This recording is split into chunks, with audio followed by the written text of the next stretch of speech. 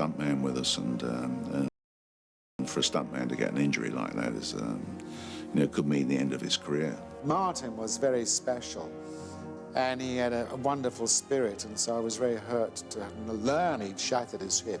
Roger was at his side at all times. Martin became very popular in the hospital, with Roger Moore turning out to see him. One of the calmest, quietest, bravest men I've ever come across. He made a full recovery eventually, but it took a long time. The accident has a profound effect upon Second Unit Director Arthur Wooster. It upset me because I was there. I was looking at it through the camera, and I very nearly stopped shooting Second Unit after that. Back in India, news of the accident reaches the production. We all heard about it. That accident really hit us very badly. As soon as the accident happened, I came back to try and sort out what had to be done. I got a phone call to come and see if I would take over. You have to pull yourself together, and you have to put that behind you. The tension when I arrived on the set was quite strong. Very hard on the Second Unit because they experienced that sort of tragedy. People were worried about the sequence and whether we could, in fact, continue the sequence and get it all done safely. You have to keep the morale of the crew up, and everyone, is a great tradition in the filmmaking that, you have to carry on no matter what. There was a lot of soul-searching over that. The show must go on. At the beginning of October, the unit in India begins shooting the tiger hunt sequence. The whole thing comes from a short story, of course, called The Most Dangerous Game, where a fellow arrives on an island and he's told by his host that they like to go hunting and he's the quarry. The Maharani had a huge garden that had grown into disrepair. It was an absolutely fantastic place. So that was the setting of our elephant chase. We were invited to the Maharaja's palace for a cocktail party. And as I came in the door, the first thing I noticed was a stuffed tiger. I said to the Maharaja, "Do you think I could borrow your tiger?" So we mounted the tiger on a wheelbarrow and charged through the bushes with it. You shove a tiger, stuffed or not, at the camera, and for a split second, it gives you a shock. And that was our tiger you see in the film. Later in the week, the crew faces deadly animals of a different sort. They got this snake charmer down from the hills, and you had to have like 4 interpreters to talk to him. John Glenn kept saying, "Is it poisonous? Does it have its teeth in?" No one knew whether this thing that was hovering out of the basket had its fangs and had its poison, and he put it round my shoulders. I was wetting myself with fear.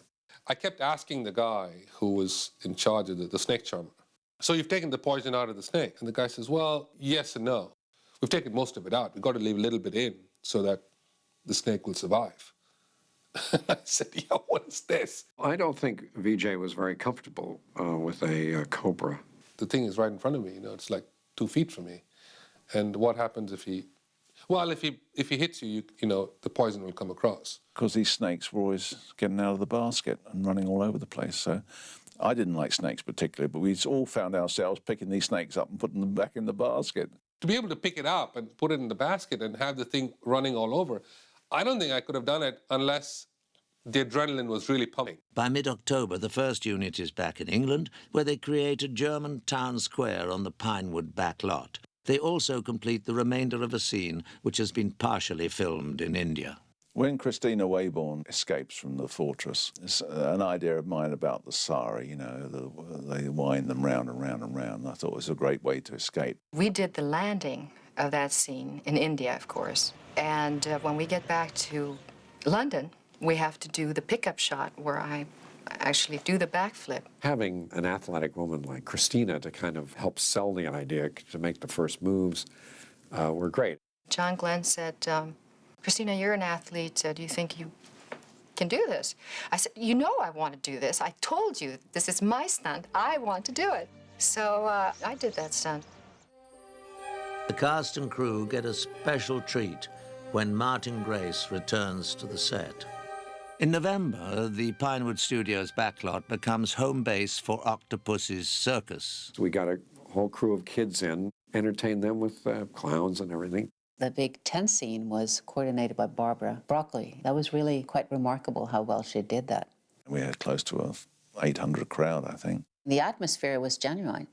We were in a tent and we had all this crowd there, and we did have the performance going on at all times, so it was quite festive. Roger had some reservations about, you know, putting the red nose on and all that stuff. And I said, oh, no, it's a great... I mean, it is a great disguise, isn't it? We had quite a serious discussion about it, and I said, no, it'll be great. They certainly had great fun romping around in that clown costume. The final 2 weeks of November finds the crew back on the sound stages, where interiors and insert shots for the train sequence are filmed. The scenes where I was fighting Bond on top of the moving train was the most difficult because there weren't doubles for that. We were actually rolling around, even though the train was not really moving and shot in the comfort of Pinewood Studios. But the fact of the matter is, it still hurts when you fall. We'd arranged for Kabir Bedi to have a cable, electricity cable, up his sleeve, attached to the sword, and every time he touched the wheel of the train, a spark would fly. It was done on a 12-volt battery. I was hanging underneath. They assimilated this in the studio because you couldn't do it for real. Peter brought in 2 full-sized carriages from the Neen Railway, and we had a crane came in and held these carriages above the ground, above the moving backing. We actually got our scenic artist, I think it was Jackie Steers in those days. She actually painted the rails and the sleepers. They had the tracks on a long, flat roller going underneath me. It really looks as though Roger is under the train and he's actually, you know, hanging on over a revolving backing on a stage at Pinewood. It's so crude and so old-fashioned type of filmmaking, but absolutely believable. I was there perspiring, trying to pull myself up, really exhausting. And that day, King Constantine came with his sons to visit the shooting.